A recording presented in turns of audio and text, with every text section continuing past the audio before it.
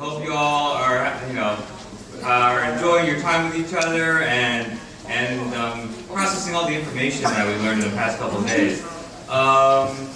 So today we're going to have some solidarity activities and other things. So I'm going to be introducing some people, but just to give you a little breakdown of what's going on.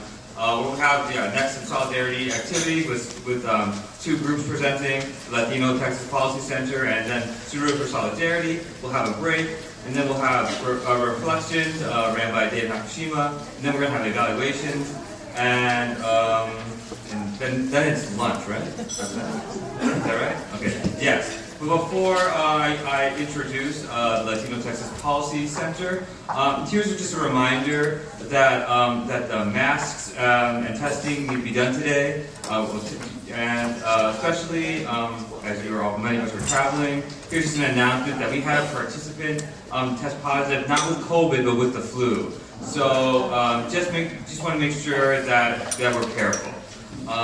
Also, correct me if I'm wrong, but there is no late checkouts. So we asked, and they said they were too busy. That's correct. Am I wrong?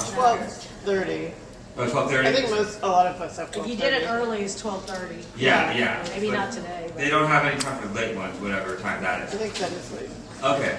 All right then. So I think that's all the announcements. I'm going to introduce our first person today. So the Latino Texas Policy Center, or LTPC, is an independent nonprofit organization established to ensure policymaking equitably impacts the Latino community. LTPC's collaboration with Latino voices and cross-sections of organizations, public officials, and researchers are the foundation for establishing policy priorities. Their mission is to create a collaborative forum to conduct research, policy analysis, and development, and community engagement and advocacy that promotes, informs, educates, and influences policy decisions that increases equity and the overall bienestar among Latino families throughout Texas. Natalie Sanchez Lopez is the founding executive director and CEO of the LTPC. Let's all welcome Natalie.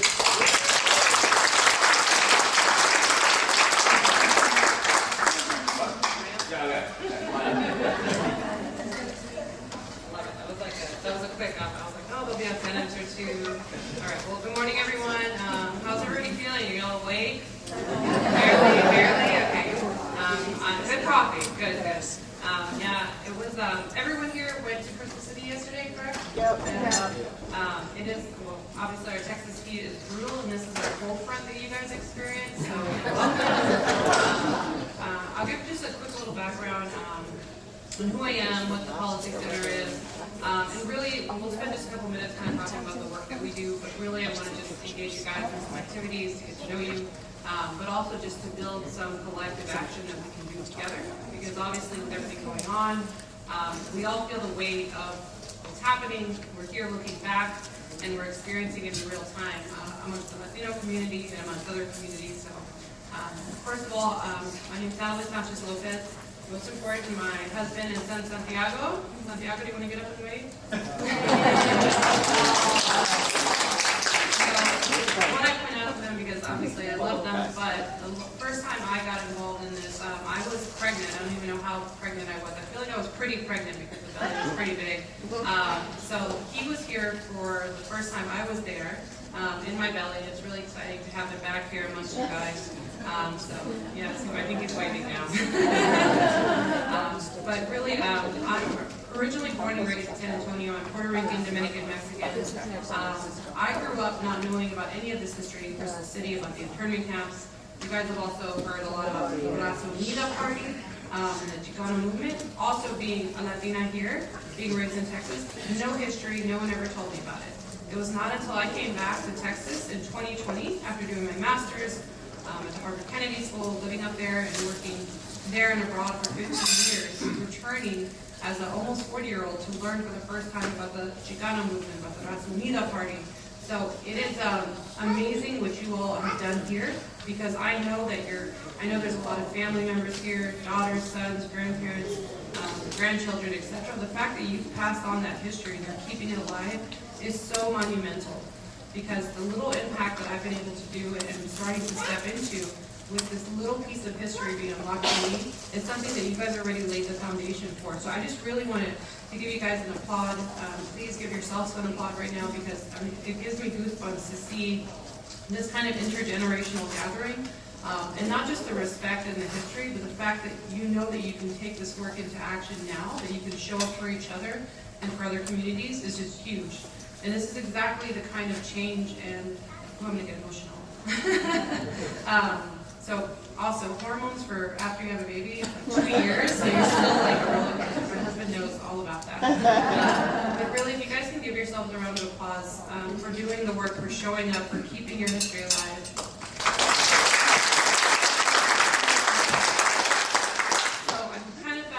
But essentially I went off to grad school to get my master's in public policy, did a lot of work in the Middle East, India, Pakistan, Afghanistan, then work back in the US. Everybody knows when Trump got elected, saw a lot of the women's march movements. Anybody a part of that? Anybody join a march? So that started, a woman out of Boston started that, so I was involved in helping foster the first Boston Women's March, and then helping groups across the country do that, and tons of other works and hats in between. But coming back to Texas, one of the things that I was most excited to do was get back to my roots, back to my Latino community, and empower and strengthen. And I'm thinking, I've been gone 15 years. It's got to be better than when I left. It's not. Now, it's not. Thank you, Santiago, for the emphasis. And I say that without being, I'm a super optimist. I'm like, the world is rosy, people are beautiful, things are, and I've seen it and I've been part of change movements. So when I say that it's not, if I look at the data, so a policy center is essentially a think tank. We're obsessed with data and research and numbers and what stories they tell us. The data is not showing that we're doing any better. We may have more people, more Latinos and Latinas graduating from college. They may look like they're moving up socioeconomically, but when you look comprehensively across the board compared to our white counterparts, we're still farther behind, but the gap is getting bigger. And that is the same is true for all communities of color. So I'm thinking, what is going on here? We've got a ton of Latino elected officials. We've got more than we've ever had before. So something should be moving, right? We're stepping into power. But the reality is there's a disconnect. They might get into power, but it doesn't mean it's going to trickle back to their communities. So all of that being said, I was really at a loss for how do I step into a place that I call home, but a place that I haven't been in for 15, 20 years. I'm an outsider. Growing up, I say my identity is get shaped by the Northeast, so I'm like a Yankee coming back to the South, right? Doesn't really roll really well here. And what I found is there was a group of people who are Chicano activists from the La Unida Party, from the Chicano movement, that had been for over a decade trying to form an organization. A decade? A decade, thank you. He's in a parody case, guys.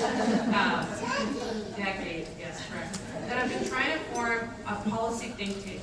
And now there's one policy think tank in Texas that is focused on Hispanics or Latinos, and it is part of the right-wing conservative agenda. So obviously I wasn't going to join that. I did consider for a moment joining it and like blowing it up, stuff. It's still in my mind, but now they know who I am. So essentially this policy think tank is brand new. We've been around for 2 years. We're really trying to, yes, gather data, but the reality is even if I get the data and I should make a case to elected officials, it will not matter to them. So in the absence of that gap, what does action look like? What does movement building look like?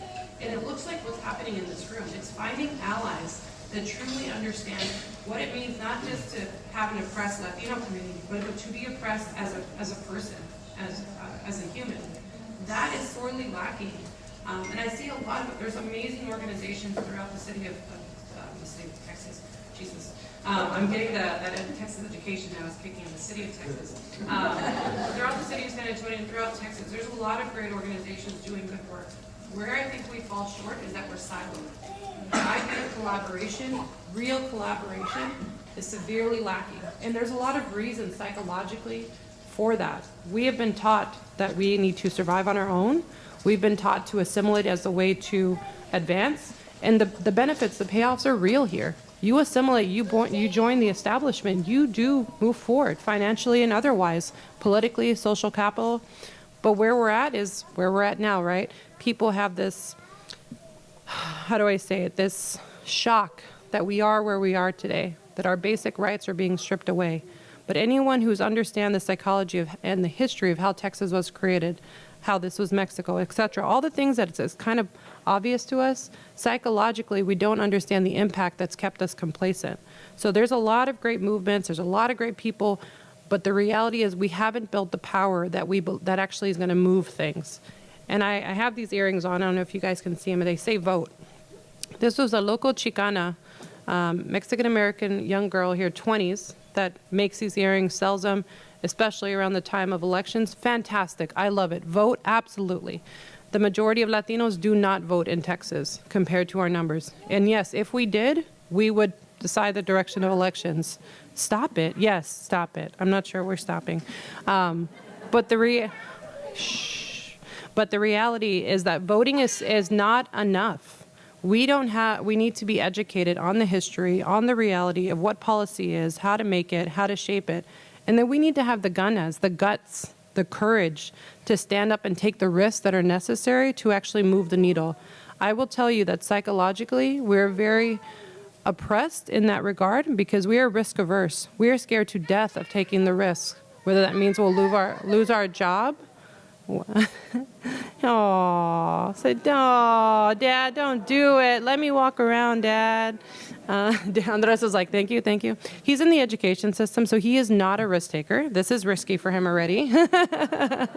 But I say that because I do truly believe that how we're going to start to encourage people and make them feel safe enough to take the risk is by this interpersonal connection. So some of the activities we do today are going to be really mushy and weird and little cult-like. Just to give that, it's definitely going to feel weird. I was just part of a leadership program that lasted over 4 months, and they did a few of these activities. But the main point of their whole program was that we need to foster human connection on such a deep, uncomfortable way that we have not in so long, so that then we can actually start to see, sure, what's connecting us, but actually feel truly connected so that if something happens to Victor in your life, I'm going to be like, what can I do? I'm there for you, 1,000%. That somehow was created within the span of the first pilgrimage that I was a part of. Like I mentioned, I was pregnant. I think it was, I don't even know, a few months after I was going to have the baby, did the registry. This group of organizers, Victor, Josie, the other team members, they got together and gave me so many beautiful gifts for my registry, and not like the cheap $5 ones either, right? They gave me like the nice stuff. And it's a token, but it's such a deep, meaningful token. Actually, the diaper bag right there. Thank you very much. But those things matter because you don't have, how often is it that you walk into a space essentially full of strangers and they feel so connected to you and so emotionally invested in you that they want to be a part of your life. I send them pictures of the baby. They get to now meet the baby. These things this is the fundamental humanity that we're trying to bring back and that we must bring back if we're going to see a shift. We know that it's there. We know good people are there. But how do we do that? So we've definitely gone off on a tangent. I'll do my little PowerPoint and then we'll get to the activities. But I just want to say to be here with you all in this space, in this moment, is very emotional. It's very fulfilling. You guys are giving me hope that humanity exists and that true collaborations across whatever definition we're using is possible, and that the power that's in this room is so tangible. I've felt it the entire time. And I see, again, the multi-generational piece is just huge, but it's invaluable because we are literally repeating history right now. And a lot of our people don't feel like they know what to do or who to turn to when it's like we've got a ton of people to turn to say what happened and how do we move forward. All right. So without further ado, so you heard a little bit about the Policy Center. Essentially, we want to change the way public policy is created. We want to center Latinos. We want to make sure that they're not being pushed aside, that they're not being discriminated against through policies. The majority of the way Texas makes public policy is going to ensure that only whites are successful and that everybody else is discriminated against. And now I say that even with the caveat because the poor whites, they're getting screwed just as much as us. But they do not believe under this current administration that that's so. They believe that they're being validated, that they're being vindicated, that somehow it will pay off for them. So it spreads across race and it goes into economic class. Basically, if you're not part of the super rich, this is screwing you one way or the other. I'm going to try to refrain from cussing because he's also parodying my cussing, but I do curse a lot. It's been awesome. The grandparents do not like that. So one phrase that we use a lot is bienestar. That means well-being. And so when we talk about bienestar, it's like, what does it really mean to live a good life, right? This is true economics. If you know Maslow's hierarchy of needs, it is housing, it is food, but it is safety, it is belonging, it is family. Right now, we know that safety does not exist. Physically, psychologically, especially, we're seeing the impact. Whether or not you're an American citizen, you all know this. If you're brown or black, they have the right now to pull us over, to stop us, to detain us, to send us wherever it is. And unfortunately, it is starting with the Latino community, but we know that the repercussions are for every immigrant community, for every non-white community. So, and I think about the detention camps, and I think about what I saw down in Crystal City, and I think about all the detention centers. Texas has the highest number of detention centers in the country, and we're on par to just keep building more and more and more, right? If you notice Crystal City High School, I don't know if those of you who went to the pilgrimage before, how many were at any prior pilgrimages? A handful? Okay. So if you notice this time, there was a really high black fence around that you kind of felt like you're walking into a prison camp. Well, that is in part because of Operation Lone Star and because of, in part, a reaction to school shootings. But their way of dealing with that was, let's militarize, let's literally build a wall around our schools to protect outsiders from coming in. Think about the message this is sending to kids as they go into school. And let alone, we know that the reality is they're not going to protect them from an active shooter, okay? The active shooter is usually a student, somebody close that has access to the school anyways. But also psychologically, the things that cause that. So that's just one little piece, but that's happening right now. And schools are grasping for that money because they're desperate, right? They're desperate to do anything they can to try to protect their kids. But here's the slippery slope. They've now been fed that the way to protect kids in school shootings and against violence is by building barriers. So now we translate that to the border wall, to all these other kind of things that are happening now. Well, now psychologically it says, if there's a threat, I build a wall. I keep them out. Now, ironically, Crystal City is Latino, right? So now you think about what that does for a Latino kid living there or living on the border to think walls keep me safe. So, and you're hearing all this narrative about the walls and the invasion and all of this. It sinks in. Whether or not they say they don't support it, they support it. Psychologically, it is seeping into the fabric of how you don't trust and what you define as safety. I really emphasize psychology. A lot of a public policy think tank, they don't touch this shit. They don't talk about psychology. They don't talk about emotions. But the reality of where we're at as a country, sure, but where we're at in Texas and as the Latino community, we are so deeply, thank you. Oh, that's much better. We are, good, the curse word wasn't that loud for him.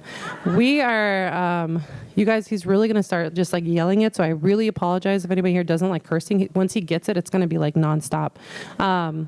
So I will try really hard.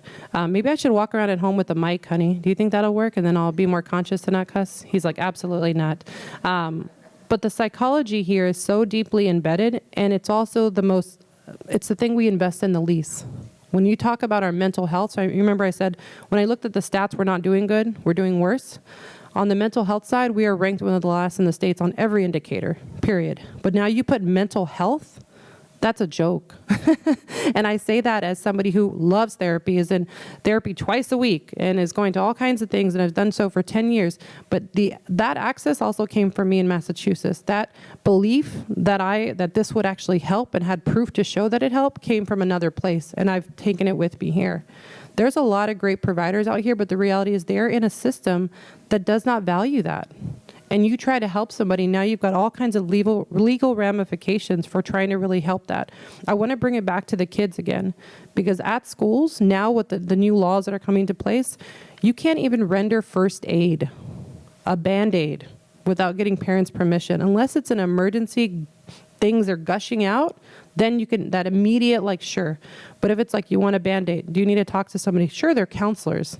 But there are limitations. If they want to talk about what's going on in their family life, now there's so many legal ramifications. And the reality is it's not just like, oh, you could be sued for this or you could get in trouble. They're actively going after our teachers, our educators, the people that are supposed to be there for our students as a second line of defense, as a second family. They're not even able to do that, let alone talk about the psychology of what educators are going through. I'm going to try not to, because I want to put my husband on the spot so bad and he'll kill me. But just pick his brain later about what it's like. He's an educator. He's been teaching for close to 20 years, high schools, junior highs. He made the switch to the dark side, which means he went to administration and then central office because we had a baby. We needed a little bit more money and a normal schedule, so 9 to 5-ish. And I can tell you, but now his role is to support educators, right? And to support them, sure, with curriculum development. But he also has to be in the central office role, and in administrators, they have to be the ones handing out and doling out all of this bullshit, hatred, discrimination policies. So think about that, what that does for people. It's like I have to implement something that says, I can't call you by your pronoun. I can't call you by your chosen name. I can't talk about Mexican American history. And I know he's going to say, yes, officially, we're still allowed. But the reality is the fear is so high that people are just going to choose not to. Give it one more year, Mexican American studies, just the learning of Mexican American history, yeah. College professors, one of the things we do here, and again, all of this is to show that whatever a traditional think tank is, that is not what we are. We will say whatever we need to say to keep our nonprofit status, to make sure that we're doing good work, but we are going to do whatever the fuck we need to do in whatever format it looks like to make sure that we're creating some kind of a foundation for a fight. Because the reality is we've been in this war for a long time and people are just waking up to it. So when I think again about the educators, part of what we do is host a Know Your Rights training. Sure, it's around immigration rights, but now we have to host Know Your Rights training against anti-diversity, equity, and inclusion, because those are all the evil words. That means we can't talk about your place of origin. We can't talk about the fact that everything that was presented here in this conference cannot be shared in K through 12. Cannot now be shared in higher ed. Is it still happening? Absolutely. But the reality is they are making sure that all of that is impossible. Now you add on that African American, Black history. Slavery is up for debate. Even having that conversation, not even up for debate, now they want to show that Blacks actually benefited from slavery. You gained a lot of good skills. You became marketable. It's effing insane. But the reality, again, there's all of the surface level things that we see and we get little clips of and snips of on social media. But what is deeply troubling for me as I step into this work here in Texas is the psychological impact. We have our next generation that these thoughts, that these fears, that this, all of this is happening and sinking in a way that we don't really know how it's going to play out. You see a lot of youth, especially white males, sure, but they don't talk about the people of color, the men of color, the women of color that are young. This is 11 to, say, 27 that are now feeling vindicated, feel part of the MAGA movement, and any other thing. And I'll say this, MAGA is going to be a fade in terms of the language and the title, but that sentiment has long been there, as evidenced by what everyone here experienced, right? So the name may change, but the psychology will remain and it will get emboldened. So what we're trying to do really at the Policy Center is figure out how to intercept, how to find where collectively our different leaders are. And I'm gonna try not to be flippant about this, but we have an extreme lack of leadership within our state, definitely within our Latino community. Like I said, we have a ton of Latino electeds. Tell them how many people will step into this space with you, truly with you, to get to know and to learn what happened and how to prevent it now. Because if they just understood this, don't you think they would have some ideas on how to stop what's happening now, to see the parallels? Why don't they step into these spaces? And now I do know the answer. I'm not going to go into all that. But the reality of this and what we're trying to do is basically do something about it, right, in whatever form. So on paper, what a think tank does is we do a lot of research. We use data to tell stories. It does tell the truth of what's happening. But you have to supplement that with the actual stories, the actual lived experiences. So we do a little bit of that. Part of one of the things that is a huge asset in Texas is we have a lot of Latino and Latinas that have gone to college, gotten their PhDs, and that are in the academic professor route. One of the things we started, and really it was as a pilot, and it's been very successful, is a lot of professors are like, hey, I see this. I have the data, I have the research, I have the credibility, but what do I do with it right now to change? So we started a fellowship that helps and teaches basically professors or researchers from master's level on up how to translate their research into public policy. What does that actually mean to put into a policy brief, into the thing that you're actually proposing as law?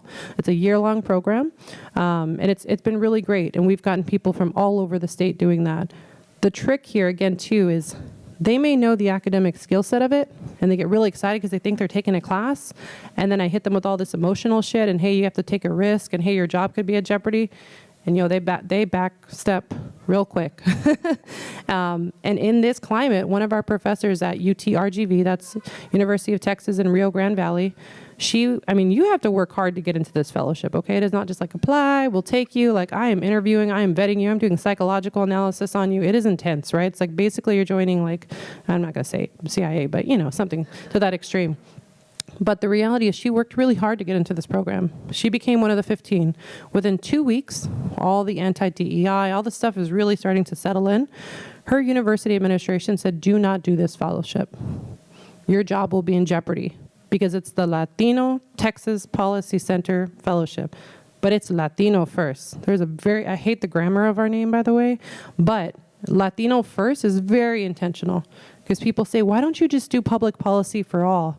I'm like, bitch, no, because Latinos are the ones being screwed, and it's so long that we have not centered ourselves as to why we are still in this position.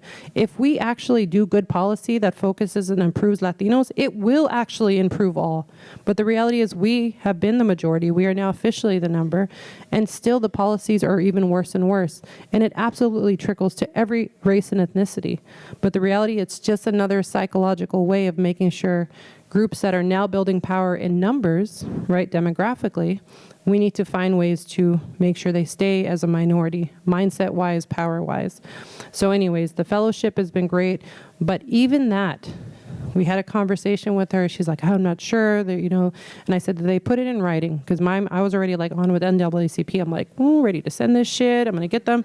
She's like, absolutely not. They just said it to me in a closed room, not in her office, not in her classroom, called her to a random conference room to tell her this. She ghosted us. No conversation ever again. Now I see her, we still promote whatever. But the reality is she was so scared and intimidated that she couldn't even stay in a fellowship to learn skills.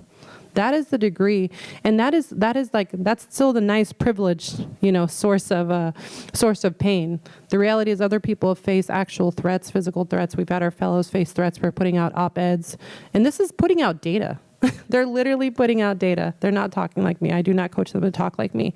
I like to tell them, one, we're not government funded, but we're also barely funded, which is a privilege right now because it means what are you going to do? Take away our funding? We're good. This is pretty much for free. I went to Harvard. I'm good. I'm pretty sure I can get a job.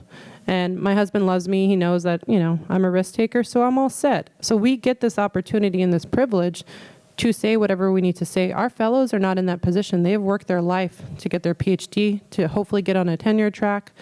So the risk is real, and we've had to shift and manage how we help train them, sure, but what they do with their work, because ultimately they wanted to produce policy, and they don't just produce it and give it to us. They have to engage with stakeholders. So if they're trying to change a policy in El Paso, in Crystal City, in Austin, they have to go meet with those officials that have the power to change it.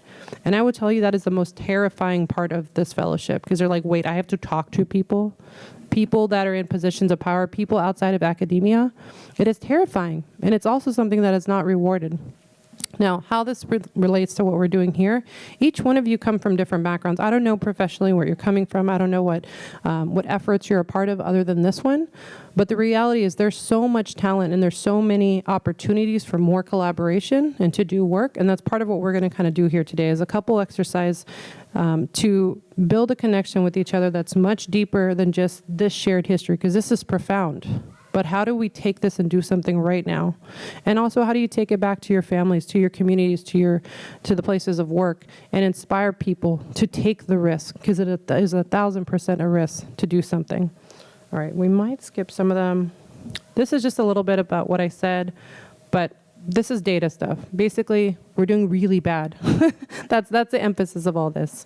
The PowerPoint will be shared with you, I think, so if you guys want to take a look at it. Essentially, these are the 3 buckets of work that we do. So again, the research part, communications, and power building. I want to stop at communications because the exercises we're going to do today, and can I get a time check? For the whole hour? Huh? Oh, shit. Okay, we're going to switch. All right, so anyhow, we're going to skip through this, and we're going to do the activity. Okay? Brian, don't make me cut you, bro. 5 more minutes. I am. Okay, that's a little better. We can work with that. Wait, look at that. Brian put 5. I'm like, he's out. Take him out. But communications, obviously we know a lot of narratives going around right now is anti-immigrant, is anti-all humanity. So one of the exercises we're doing today is to try to take back our narrative. That's all I'm going to say about that. We're going to skip through these because this is my nerdy data side, but we'll, again, share it with you and talk to you more. Okay, y'all ready? Okay. Now, I'm super Latina. Did I mention that, right? Puerto Rican, Dominican, Mexican. So the first thing we're going to do is we're going to do some like dancing music stuff. I know everybody's like, ooh, I'm not a good dancer. Let me be super clear. But I love it and I act like I'm like Celia Cruz or something. But one of the things that helps connect us is music, right? Music is awesome. How many of you guys know Bad Bunny? Raise your hand. All the young people like, yeah. Okay, hey. She's like, wait a minute. So even if you don't like Bad Bunny, what Bad Bunny stands for right now in terms of presenting at the Super Bowl and everything he's taken is a huge risk and is a super inspiration. So what I want you guys to do now, who has a cell phone that knows how to access music on here? Raise your hand. Okay. Oh, okay. Good. So spread yourselves out. If there's 2 of you at a table, go to another table. But I want you guys to think about the music that really inspires you, that just gets you moving, gets you happy. When you're in a funk, you're like, it doesn't matter what genre.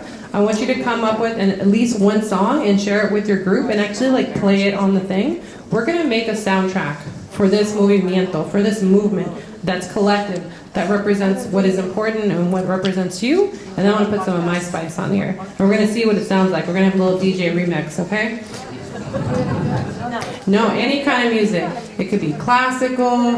It could be, I don't even know what that death metal crazy thing is that y'all have. It could be rap, like whatever it is. But go ahead and take a minute, think of a song. As soon as you have it on your phone, play it and tell people like what this song means to you, like, or start dancing. I mean, if you're inspired, just start dancing to it and shake your little booty to it. All right. Well, then 2 minutes on this part, and then we'll go to the next piece. About podcasts. I can talk podcasts. I take podcasts. No, you really can't. Just what song inspired you? It's just one song. Let's just agree on one song.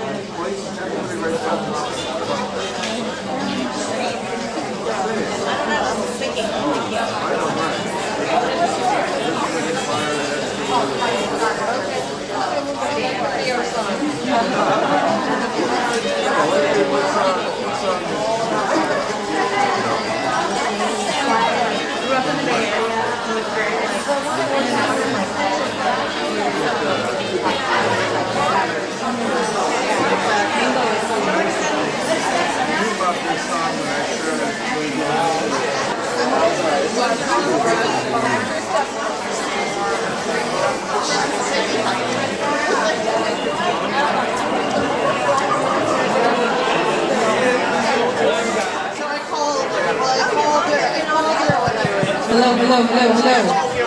My music artists, how are we doing? Have you guys all heard some music from each other? Yes. Cuckoo. All right. Now I let the wild out in you guys. Let's rein it back. All right, so how we're going to make this playlist. Are y'all listening? Do. I know he's listening. All right, so I need a volunteer from each group. Raise your hand. Each group, there's many tables. I know. Young person at the table, you're volunteering as tribute. Whoever is the youngest. Okay, I want you, are you listening? All right. So you're going to take just 2 minutes and then write down the names of the songs or get them pulled up on your phone. You want to get at least 2 or 3, as many as you can write down in 2 minutes from your colleagues, the songs that you played. Write them down and get them pulled up on here, or just at least write them down. And then you're going to come up here with them to me and bring them to me, okay? So write down the name of the artist so I can look it up. Get at least 2, 3 songs from every table. Youngest person. So if that youngest person is 70, it is on you. No, I'm just kidding. If you need if you need support, raise your hand, please, and we'll come. I know.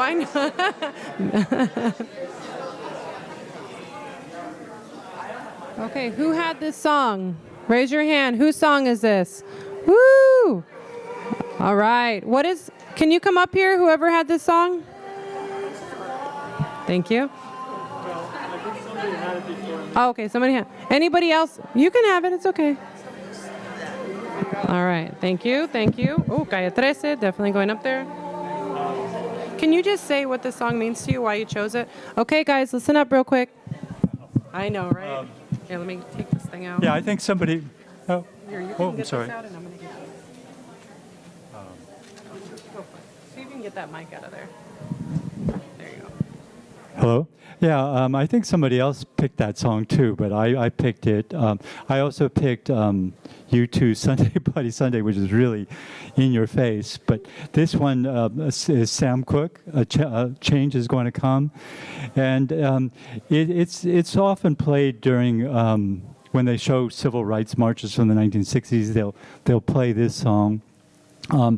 It's a sad song too, where it talks about where this person is encountering racism, but it's also hopeful too, about a change that's eventually going to come. So yeah, it's a really emotional one. So one's the two songs I picked: Sunday Bloody Sunday by U2, In Your Face, Resistance, and then this is another one about hard times we're experiencing today, but hopeful for a change that's going to eventually come. Thank you. Wrap up, if possible. Yes, will do. So I love I'm going to call it the bipolar. I apologize if anything bipolar, but the extremes, right, of what he was just saying, the two types of music, because our emotions are like everywhere. All right, I'm going to put one other.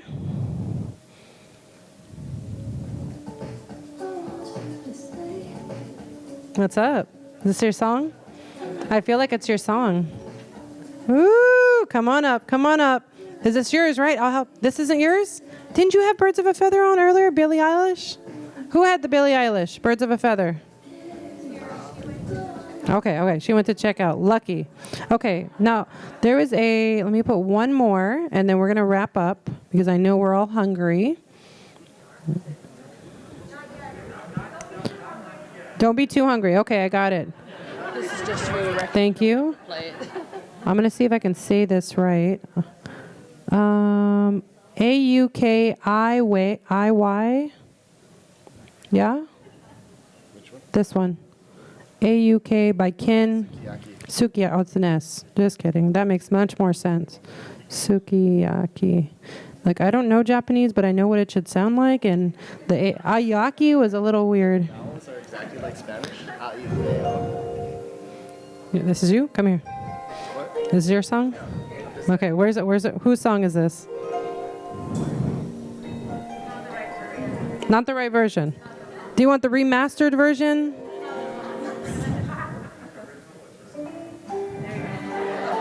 I love you guys. Ah.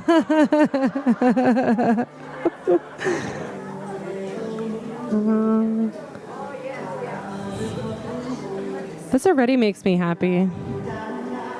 All right, whose song is this? Raise your hand. All right, come on up. Woo! We got a crowd pleaser right here. Yeah. So this was like an incredibly popular song in the U.S. It's not really called Sukiyaki. It's called Ue o Mito Aruko, and it means look up when I walk. And I think a lot of people don't know, like if you don't know the origins of it, it is a protest song. And it was like written by the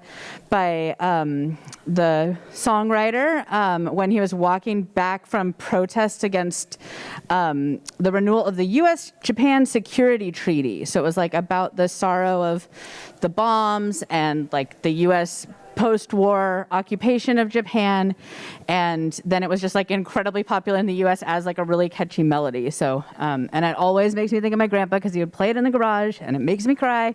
So that's why I added to the list. Awesome. Woohoo! All right. So I know we're almost out of time. I have like 50 more songs I want to play, but what I'm going to commit to doing is taking all these songs, I will put them together on an actual playlist. I will share it with the organizers.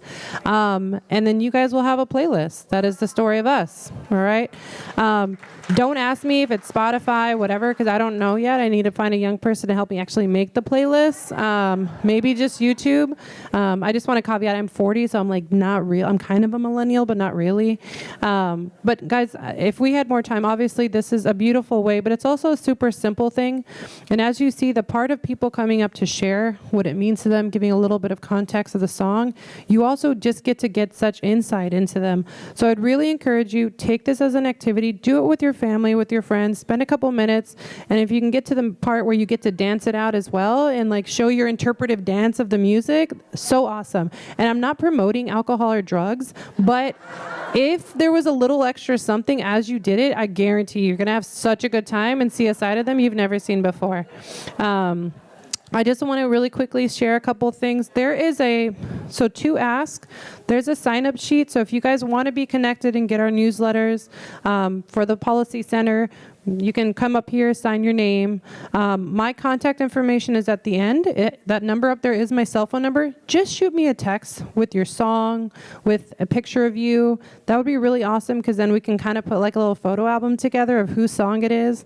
And then maybe I can follow up and get some of these stories from you as to what it means. That would be really cool. So if you feel compelled to, get my cell phone number, shoot me a selfie. Remember to write your name and the song, because then I'll love your pictures, but then it'll just really creepy that I've got a bunch of Japanese people on my phone. Yeah. But really quick, the takeaways here are get informed. You guys are doing a great job of that. But as it relates to the Latino community and what's happening, yes, in Texas, but in other border regions, please just do a Google, find some organizations. You can email me if you want to find an organization local to you geographically. Get connected to them. It could be as simple as getting on their listserv to know what's going on. It could go further. You could volunteer. You could find whatever action you can take. Speak up and speak out.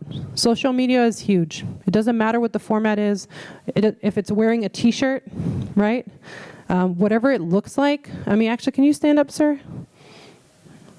And turn around to the crowd. Woo, look at this. Ow!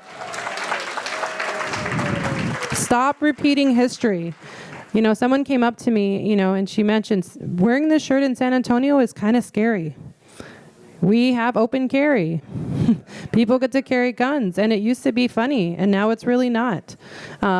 Also with all the craziness. So whatever way it looks like for you to speak out, please do so and elevate what is happening to our Latino brothers and sisters, because it is real, it is personal. My dad, just a personal story, is at risk of being deported. He has severe dementia, so he gets lost a lot, and he does not have proper ID anymore because of a law that said you have to show your birth certificate now, even though he has a social, he has all the things, and he's been here forever, and has 50 years of history of his licenses, of his driver's license. Unless we bring his birth certificate from the Dominican Republic, which is impossible to get because the DR is a whole nother shit show of records and things like that, he can no longer get any kind of ID, an actual ID, a driver's license, nothing. So he gets lost and picked up. They deport him to God knows where. And this is, again, it doesn't matter if you're documented or not. So find a way to speak out and speak for. And that might mean really simple as find a Latino brother and sister that's around, a store owner, anything, and build that personal connection with them. Ask them how they're feeling. I guarantee you they'll probably break down in tears, and just let them know I got you. Whatever that looks like, just be there for each other. And I'm saying contribute, sure, time. A lot of organizations, we know their funding is being taken away. If that's something you feel and you're in a capacity to do, sure, invest in it. But in-kind services, again, you guys have tons of professions, talents, contributions, networks. Start to get creative of how can I actually help this particular person, this cause. Again, it doesn't have to be monumental. It doesn't have to be something you do every single day. It could be that one-time gesture of how do I find somebody to let them know they're safe, that if something happens, they can call and at least tell me that there's some kind of witness that something happened to their family. But also, if anybody does get detained by ICE, especially deported, please use my phone number and call me. I have an expansive network. We were just able to successfully get somebody who was being transferred from Colombia to God knows where to her home country. And it was just a matter of a shitload of text messages to say, who do we have in the Colombian government that can step in? And within 24 hours, we got somebody from the embassy there through a connection to step in from getting this 21-year-old girl or 23-year-old girl deported to God knows where. And by the way, she self-deported. She was trying to go home, and they're like, we're not going to send you home. We're going to send you somewhere else. And they only spoke to her in English. And they're in Colombia. So anyhow, please use this as a resource. This is my cell phone number. Please take it down. Again, if you feel compelled, show your name and a selfie of yourself and your song so I can put it together and I can follow up with you guys a little bit more. It's been a pleasure. I will always, always be here to stand by your side in whatever format that looks like. So thank you guys, and I'm very appreciative to be part of this family. Now let's go eat. Thank you. All right. Okay. Thank you very much, Natalie. Okay. Next, we are going to have Suru for Solidarity come up and give their presentation. Just a little background on Suru. This is not going in. Okay. So, Suru for Solidarity is a nonviolent direct action project of Japanese American social justice advocates and allies working to end detention sites and support directly impacted and refugee communities that are being targeted by racist, inhumane immigration policies. Their mission is to educate, advocate, and protect to close all U.S. concentration camps, build solidarity with other communities of color that have experienced forced removal, detention, deportation, separation of families, and other forms of racial and state violence. Coordinate intergenerational cross-community healing circles, addressing the trauma of our shared history. So let's welcome Suru for Solidarity.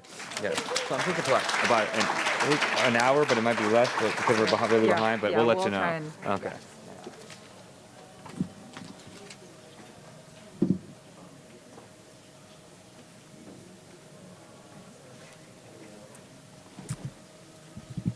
Hi, welcome. We're going to start out by introducing ourselves. I'm Keiko Kubao, and I actually, I've used she, her pronouns. I live in unceded Ohlone territory in Oakland, California, and I co-chair the Child and Family Detention campaign for Suru for Solidarity, and thanks for having us. And I'm going to pass to Erin.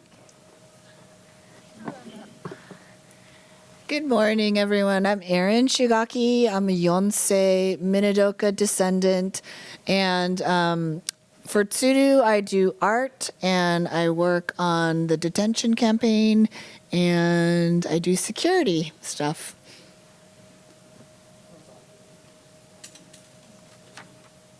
I know you've been seeing a lot of me, but I'm wearing a different hat today. I'm Rob Busher, and I'm the interim operations manager at Suru for Solidarity. I've been a member of their leadership council since August of last year, and longtime organizer around the Shutdown Berks campaign, which we successfully closed an immigration detention center in Pennsylvania.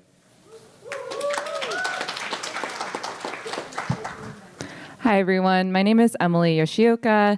I am a descendant of Minidoka, Tule Lake, and Topaz concentration camps. I live in Seattle, Washington, on the lands of the Duwamish and Coast Salish peoples. And I am a staff community organizer with Tsuru. And before that, I was a co-chair of the Police, Prisons, and Detention campaign.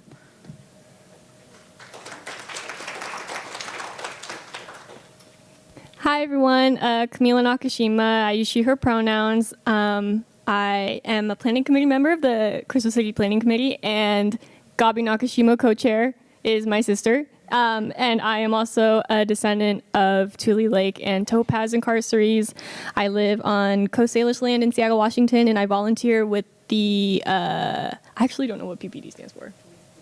Police, Prisons, and Detention campaign, and got recently involved in the reparations campaign.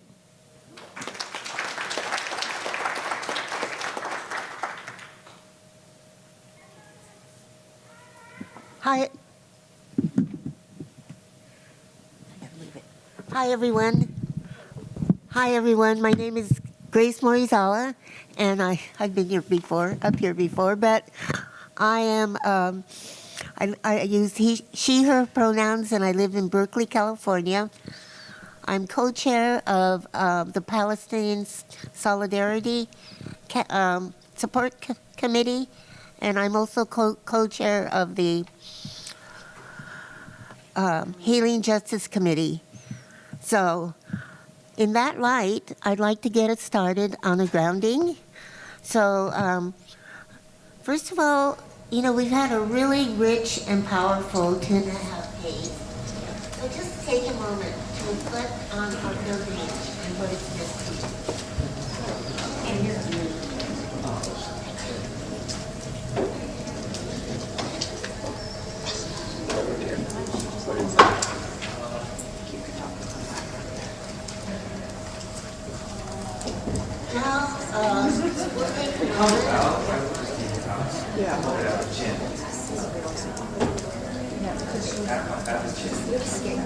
Now, we'll take a moment. Now we'll take a moment.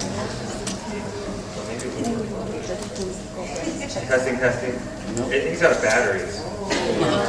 Testing. We'll come back to you guys later.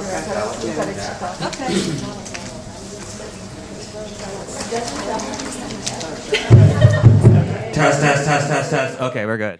Renewal. Okay, you do test. Okay, that was great. So let's take a moment now to ground ourselves and gather ourselves together so we can be present as we go on through the day. So take a breath, take a deep breath, and if you want, feel free to close your eyes. I like to kind of peek, so I fold my eyes down, but I don't quite close them. Whatever is comfortable for you. So let's start. Take another deep breath slowly. And as you return to normal breathing, just notice the support of the chair. Feel the contact of your body being supported. Notice where your feet are supported, and feel the connection of your feet to the surface and to the earth. Just breathe. Bring your awareness to the present moment. Notice any sensations in your body, tightness, lightness, tension, joy, any emotions or feelings. Just notice. You don't have to change or do anything about what you notice. Breathe. Just breathe.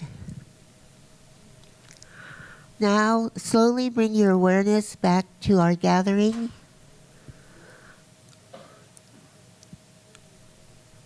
Open your eyes, look around, and notice the others who are here with you.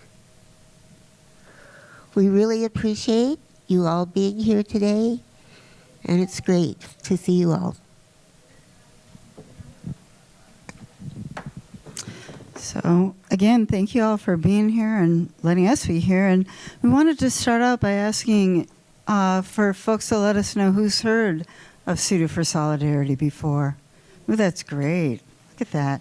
And then we want a second question is who's come to one of our actions or been on our mailing list, or so there's a whole bunch of us here in the room. It's not just us up here, and we wanted to share that with you. And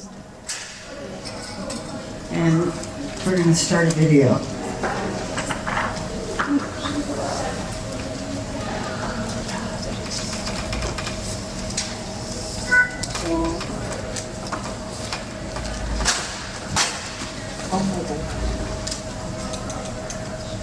Into a dramatic Amy Goodman as we turn. This is Democracy Now! I'm Amy Goodman as we turn to a dramatic scene that unfolded Saturday when 5 Japanese American elders, survivors of the U.S. internment camps, engaged in civil disobedience outside the Fort Sill Army Post in Oklahoma, where the Trump administration plans to indefinitely detain 1,400 immigrant and refugee children starting next month. 75 years ago, 120,000 of us were removed from our homes and forcefully incarcerated in prison camps across the country. We're here today to protest the repetition of history. My name is Kyo Shiina. I'm from Concord, California, and I spent the first 4.5 years in a concentration camp. I'm Nikki Nojima Lewis, and on December 7, 1941, in Seattle, Washington, I was celebrating my 4th birthday when the FBI interrupted my birthday party and removed my father to Lawrenceburg, New Mexico, the DOJ camp, and subsequently Santa Fe, New Mexico. Yes, 77 years has passed. The people look a little different than us, okay? But the fact remains, it's the same shit as before. You're not allowed to protest on Fort Sill. You can go across the street and you get any second right now. What do I supposed to happen? I don't know. No, I'm not going to arrest you, but you need to move now. We're not going to. Yes, you're going to move. If you're not going to arrest me, I'm not going to.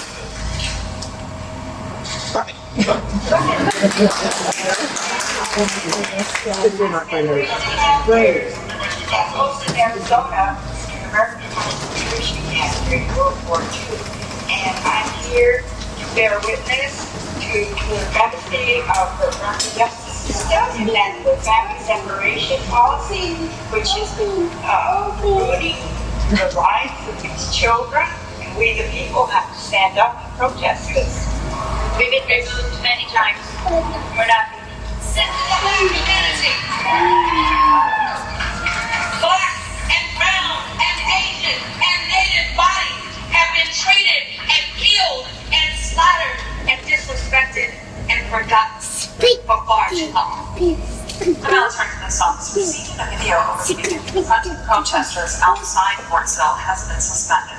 Major General Wilson Schaffner says an investigation is now open according to the Army Times. A Fort Sill spokesperson says the soldier in that video has since been trained on how he should handle protesters in the future.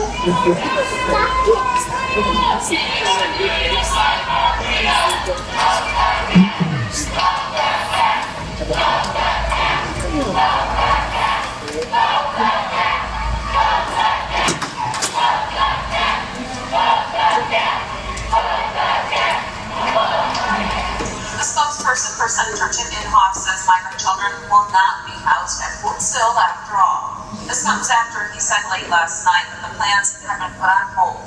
The change of plan comes just days after Japanese Americans who were children in World War II prison camps protested in Lawton for the second time.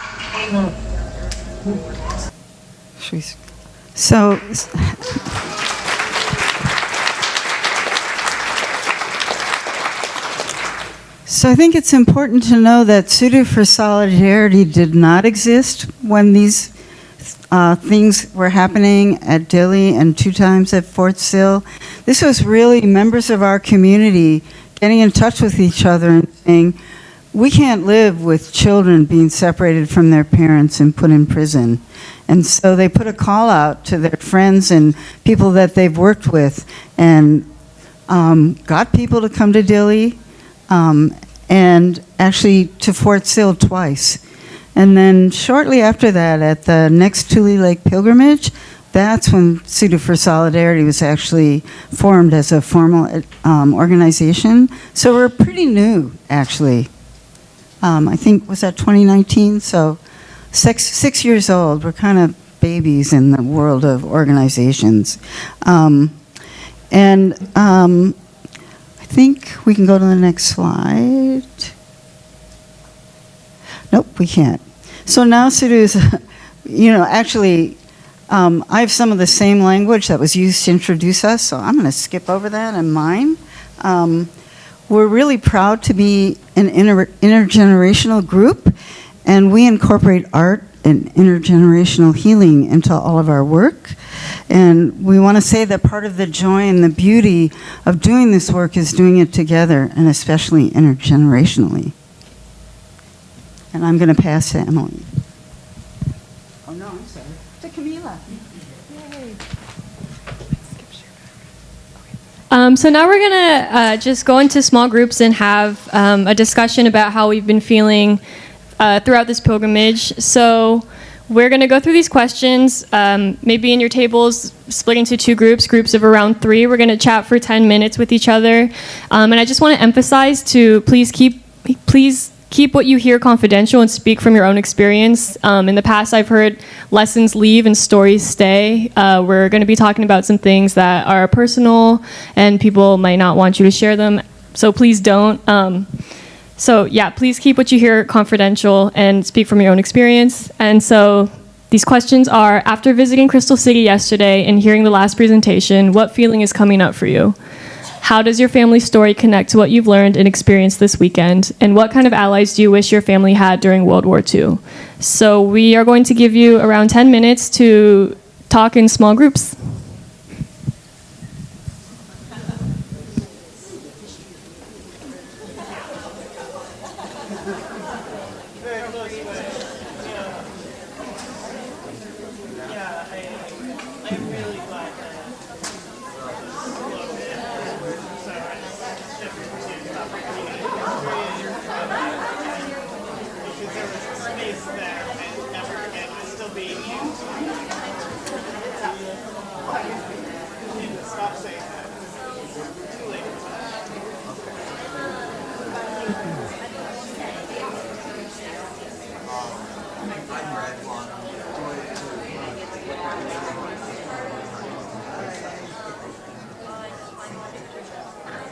Okay, folks, if we could start coming back together, we're going to cut this small group discussion a little bit short so we can get back on schedule.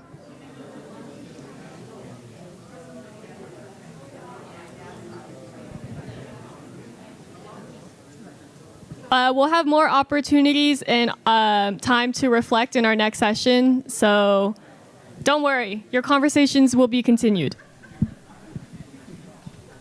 Thanks, Camila. All right, now we're going to do a little bit of sharing from us in Tsudu about really what is the work that we do and what are ways that you can get involved in the diversity of work that we have. Oh, yes. Sorry. We have one thing that we forgot to mention at the top of our program, which is we have some Tsudu instructions, Tsudu crane origami instructions on your tables and some origami paper that you can feel free to, fold origami as you're listening to the presentation, if you want something to do with your hands. Sorry? We will be taking your Tsudu to future actions and events that Tsudu holds. It's a big part of our work. It's really how Tsudu was formed. People across the country sent strings of Tsudu to support the actions at Dili and Fort Sill. And so it's an important part of our identity as an organization.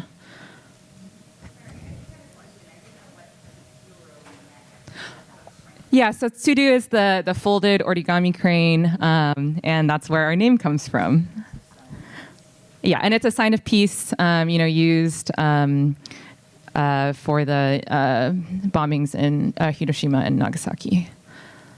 Okay, so we're going to go over a little bit on our campaign work and how to get involved. So first, we're going to start kind of around our immigrant detention and deportation work. So first, around ending detention in Tacoma, Washington at the Northwest Detention Center. We have a campaign to shut down this detention center that is run by a multi-billion-dollar private prison company called the Geo Group and contracted by ICE for immigrant detention. It's a place where over 1,500 people are currently being detained in cruel, inhumane conditions, and the fight to shut down the Northwest Detention Center was a fight started by an organization called La Resistencia, who was formed over a decade ago. They're a grassroots organization led by undocumented immigrants and people of color who have been oppressed by the immigration enforcement system. You can see their link. Oh, sorry, I didn't switch this screen. There we go. There's this, their link is at the bottom screen if you are interested in donating to their mutual aid funds. But 1 year ago, in October October of 2024, Jose Manuel Castro Sanchez died due to medical neglect by ICE and GEO. Just 6 months prior, Charles Leo Daniel died at Northwest Detention Center after being held in solitary confinement for almost 4 years. In this picture is his memorial at NWDC, as well as photos from an encampment that Sudu hosted with La Resistencia in the aftermath of his death. So we invite you to join our campaign, particularly if you're in the Seattle area, in the Pacific Northwest. We invite you to join our campaign to shut down this detention center.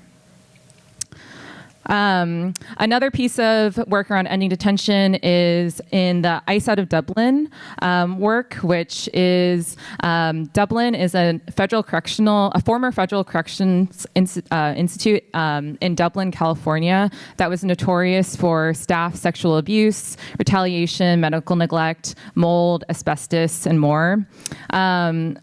Dublin was closed last year due to survivor-led organizing, and now ICE wants to reopen this facility as an ICE detention facility. This is an example, right, of the connections that we see between the prison system and the immigration system. On your tables is a flyer for an action that's coming up at the Tanforan Memorial in next to the San Bruno BART station in the Bay Area. It's called Rise and Resist, and it's an action to bring together the Japanese American community and allies in order to say, stop repeating history, that Tanforan, which is an assembly center that was used during World War II, using this site to call us together to say, we do not want ICE in California. And so we invite you to attend this on October 18th, as well as to share that with your friends and family in the Bay Area. No, it's not part of No Kings, but there's many actions that are happening that day, and we hope you join us. The next piece around ending detention and Sudu's work is around child and family detention. The Trump administration continues to try new and old tactics from the first Trump administration. So family detention that became so notorious during Trump 1.0 has restarted. They are threatening unaccompanied minors with deportation, removing protections for children in detention. On average, children are being held for over 200 days, and they're threatening their families with deportation even after release. We ask you that you can write a letter to your member of Congress to end child and family detention, especially speaking out as descendants and survivors of World War II incarceration. And there's a place in this campaign for people from across the country. This is national work that's happening. And so we invite you, no matter where you live, to join the fight to end child and family detention and family separation that so many of our families experienced. Now moving into some of our anti-deportation work, thinking around this unimaginable violence and destruction that has been happening in Palestine, even with this ceasefire agreement that we hope will bring the end of violence. We have seen the increased repression and targeting of organizers and activists and even just people who speak out for the rights of Palestinians, for Palestinian liberation, and that there are these interconnected systems of the prison industrial complex, of immigration detention, and the U.S. military. We have an emerging working group around Palestinian liberation and the connections between detention, as well as thinking about the connections between our Japanese American community and what's happening in Palestine.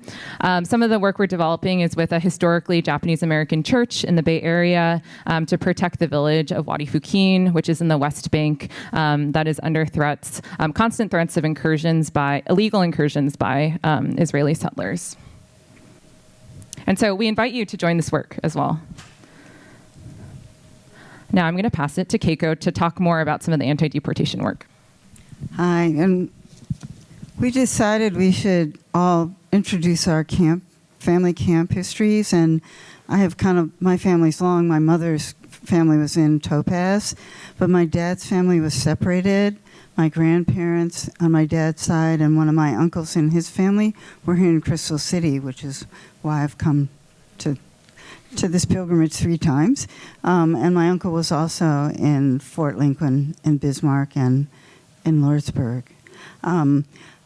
regarding the support work of directly impacted people, we've worked a lot with Southeast Asian groups, and in particular supported one Southeast Asian impacted person. And right now we're not speaking his name out publicly because of the risk of drawing attention to him. But these are two public actions or requests that are out in the world that we know about and that people that we work with are asking for support for these people. We've been working closely with the Interfaith Movement for Human Integrity. Am I too soft? Sorry. And also with some other Southeast Asian groups in the Bay Area, New Light Wellness, and actually the Asian Prisoner Support Committee. Thank you.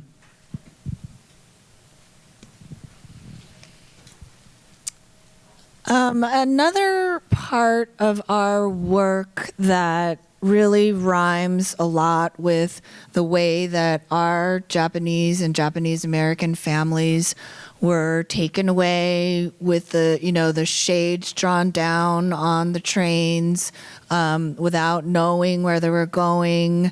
The fathers and men in our families being taken first and brought to places is tracking what's happening with deportation as ICE and the administration tries to conceal this deportation data from Americans and from the world. And so, again, we're partnered with our close friends, La Resistencia.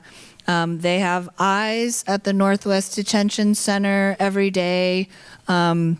So they know when buses are leaving the yard, and they also know from talking to people who are imprisoned inside, oh, they said they're deporting me today. They told me to get my stuff ready.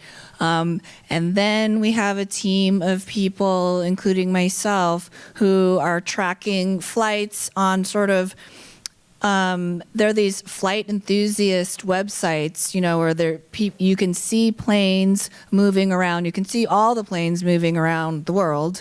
But the ICE flights are not, they don't have to be officially logged into the system. So we're sort of just spotting what code names they're flying under. And then when we see that a flight is heading toward us in Seattle, Washington, we mobilize our team. We have developed a relationship with, some of our Congress people that have allowed us to have a viewing room at this airport. And then we watch via camera how many people are getting off and on the buses, on and off the planes, how many women, how many men, if there's any children, are they chained? Yes, every time they're chained by the wrist and ankle. And we are tracking to see if people are having trouble getting up the stairs, if just how things are being done, so that there's a record and so that we have some idea where people are going so they're not being disappeared. So this is also work that we're trying to, build out nationally, but it's been effective in Seattle because we have such a big detention center. So this is also work that you can talk to us about folding into. And I'm going to pass to Grace.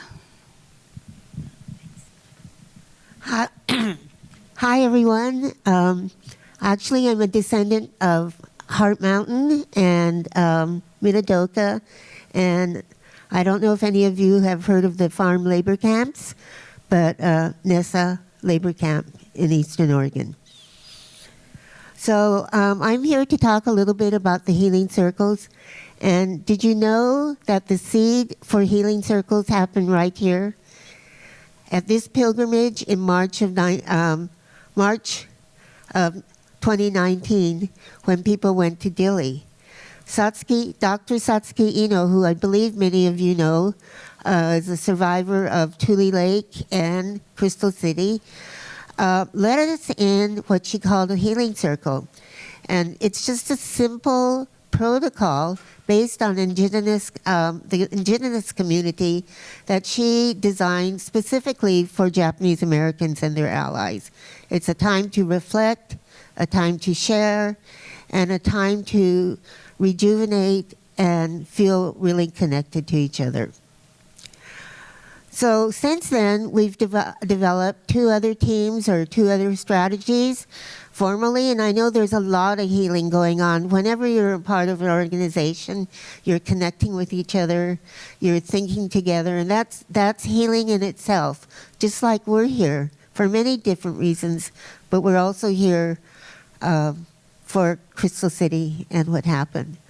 So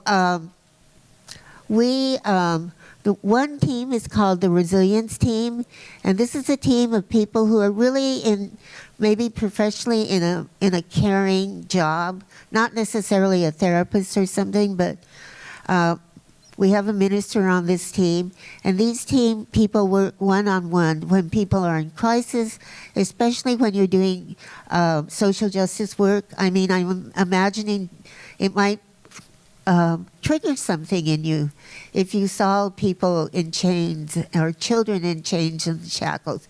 So we have a team of people ready to drop in a moment, get on the phone, so you could just debrief and work with them and talk with them. And the other team is very, very collective, and I keep hearing this. It's the arts team, and I keep hearing people talking about healing through art and healing through music, drumming. That's what we did, a little bit of dancing. So we have people like Aaron who design signs for us, and then people who get together at demonstrations, and if they have an arts table too, so that you can draw, make a sign, make a symbol, and we have drumming, dancing, and so we're really, really stressing, the Healing Justice Campaign is really stressing ways to keep us strong and to rejuvenate us and to work with compassion and care and continue to be strong as an organization. I'm going to talk a little bit about our Black Reparations and Solidarity campaign. So it's a little bit different than a lot of the work that we're doing around detention, but it is rooted in the detention campaigns. As I mentioned briefly earlier, I was involved in the Shut Down Berks Coalition. So we had an ICE detention center just outside of Reading, Pennsylvania, about an hour and a half from Philadelphia, and about the same distance from New York City.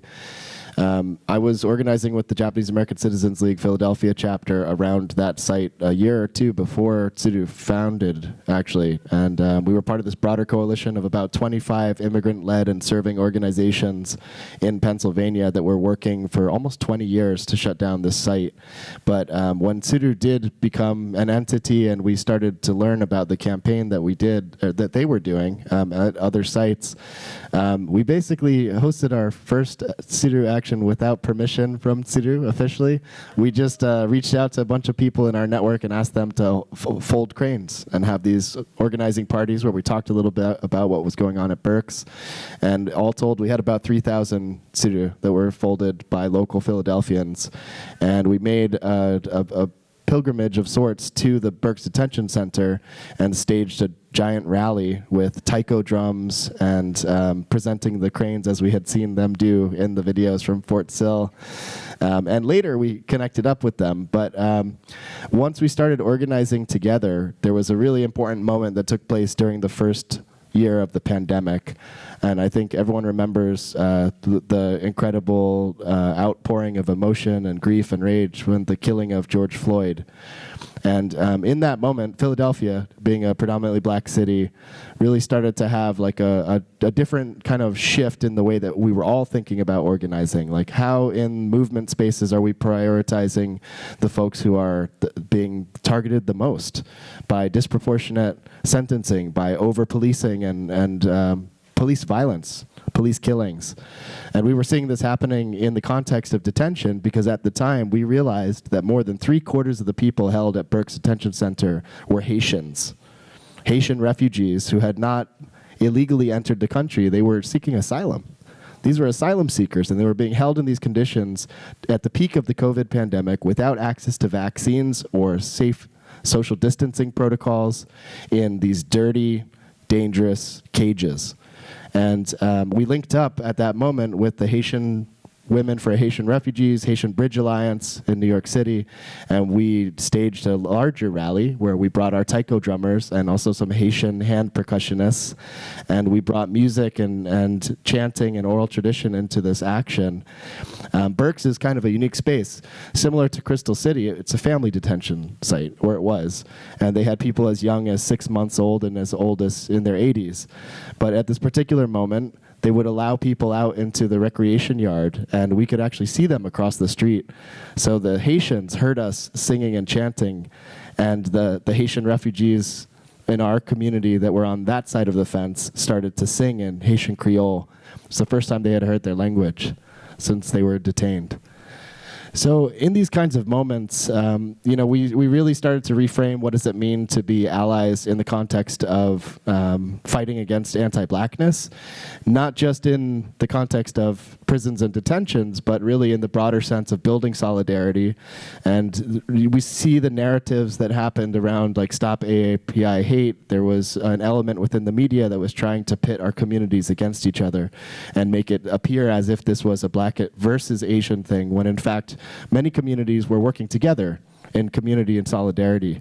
So we wanted to really shift that narrative, and this campaign grew out of that moment. So national reparations for descendants of chattel slavery is sort of the North Star, right, of this campaign, because ultimately, until we heal the foundational sins of this country, we cannot move forward together as a people.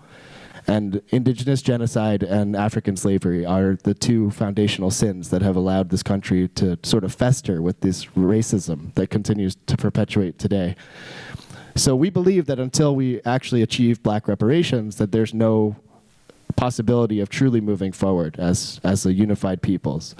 And so that's always going to be the North Star, but at the same time, we need to continue to build solidarity with communities in whatever context that we're in. So as far as Black reparations, the national landscape doesn't look great right now, obviously, because of what's happening in Washington. But we did just recently participate in the National Reparations Rally that was organized by over 300 reparations-related organizations, Black-led organizations. We were a member of a cohort of Japanese-American progressive organizations that came to that national rally in support and solidarity with our Black friends. And as part of that, we were doing some legislative advocacy around HR 40. So some people might not know this, but one of the reasons that the redress bill passed was because of the solidarity of Black American congresspeople.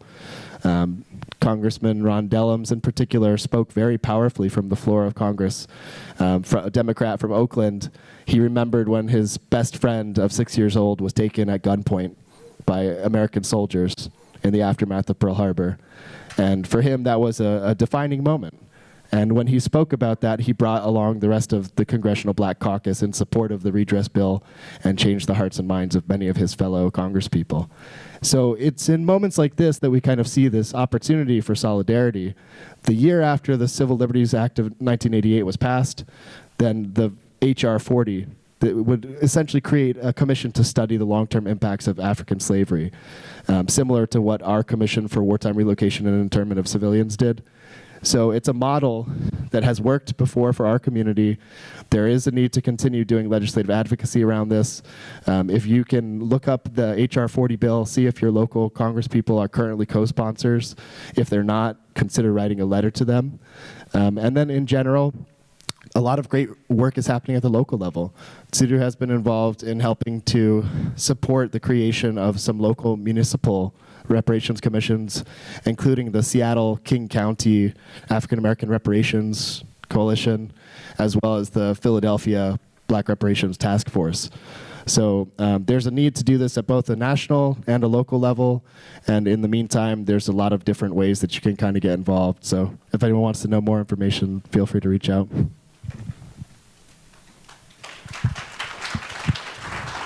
Thanks, Rob. All right. Just to kind of end the section about thinking about the ways that we can all take action, I think, Tsudu offers one way. Well, we offer many ways to get involved, as you've seen, from, all levels of commitment, involvement, and risk. But there are many other ways that you can find your place in this movement, in this fight for justice. And I think really it's starting with telling your family's story. Our community's history. This could be through writing an op-ed or sharing online. Research during the first Trump administration found that our stories as survivors and descendants of U.S. concentration camps is really effective in breaking through the noise and reaches people in a way that, many cannot. And so this gives us a chance to use our power as a community to share our story with your friends, your neighbors, with your elected officials, by requesting meetings, by showing up to city council meetings, or writing a letter, like Rob had mentioned. And that this work is not done individually, it's all done collectively, right? That we are stronger in numbers and we're stronger when we stand together. And so thinking about ways and exploring what are community groups in your area, in your home, that are taking action in places that you feel passionate about. And then bringing it right back to what Grace was saying about the commitment to arts and healing that is so integral in our community, and how we can use our gifts, right? Whether it's art, singing, whatever it is, to relate that to the current political moment and to move people in ways that only art can. So I just invite you to think about these ways that we all can take action in both small and big ways. Now I'm going to pass it to Camila. We're going to do a slightly short discussion so we can continue to get us on time and give our next presenter time as well. Sorry, I'm getting distracted by how cute Santiago is. Oh my gosh. So like Emily said, we're gonna have time to do another small group discussion. We had time to reflect earlier, and now we kind of want to talk about moving to action. We heard just what everyone here was saying, what Emily was saying about how you can get involved with Tsudu. We learned yesterday ways to get involved from America about the work that's going on in Texas and Eagle Pass, and we just learned from Natalie ways to get involved with LTPC. Thank you. So just in groups of 3, we're going to cut this short because we're running out of time. And again, to remember to keep what you hear confidential and speak from your own experience. I want you to reflect on these questions. What does resistance look like to you? How can you connect with other people to collectively take action? What feels hard or exciting about taking action? And how can you use your family's story to stand in solidarity? So feel free to respond to any or all that you connect with. And we're going to give you about 5 minutes in small groups.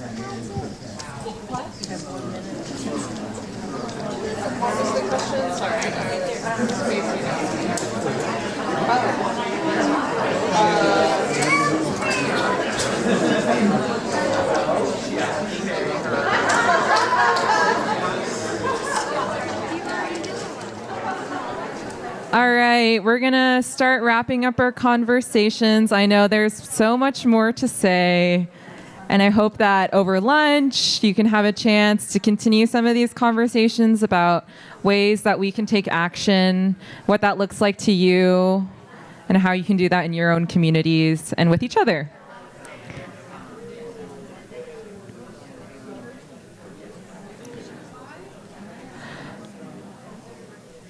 All right, so just to close us, so that we can make sure we give our next session their time, is I just want to close and talk a little bit about like why I am in Tsudu and why I love the Tsudu community and why it's so important to me. And I think that's because for me, knowing my family's story, my family's history of incarceration, the intergenerational trauma that we have experienced and continue to try and work through and heal from, that for me, solidarity is an integral part of what it means to heal from intergenerational trauma of wartime incarceration.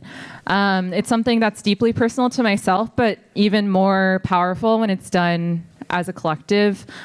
Places like pilgrimages are one place to do it, and kind of broaden our perspective of what our experiences were, what other communities' experiences were, And Tsudu is a place for that as well, to engage with our own history and to repair both the trauma that we and our own families have experienced, but also the fractures within our community that have existed due to the state violence that we experienced. And this gives us an opportunity to present as a united front, to use our powerful community to take a visible stance, and really to be the allies that we needed during World War II. And so I invite you to stay connected with us at Tsudu for Solidarity. You can find information about us at tsuduforsolidarity.org. You can scan the QR code to get involved. It'll take you to a sign-up form. You also can scan the QR code to sign up for our newsletter if you just want to stay connected on updates, future events that happen across the country and in specific geographies that we work in closely. And lastly, I just want to thank the Crystal City committee for inviting us to speak and to share what we're doing and how we hope to continue to bring us all together in this work and in this fight. I'm putting my contact information up here. Feel free to reach out if you have any trouble kind of getting connected through the QR codes, or if you have questions, please reach out and we can connect you to the right people. So thank you so much for your time, and we're going to transition to Dave Nakashima. Oh, sorry, there's a break I'm seeing, which isn't my job. Let me put the QR code back. Well, thank you to the Tsudu for Solidarity folks. That was really informative and great. So we're going to have a short break before Dave Nakashima will do some reflections. Where's Gabi or Brian? Gabi, Brian? No? Okay. So we have about, let's say, like a 7-minute break. How about 11:20? 11:20. Okay, 11:20? Okay. All right, 11:20. 11:25. Okay.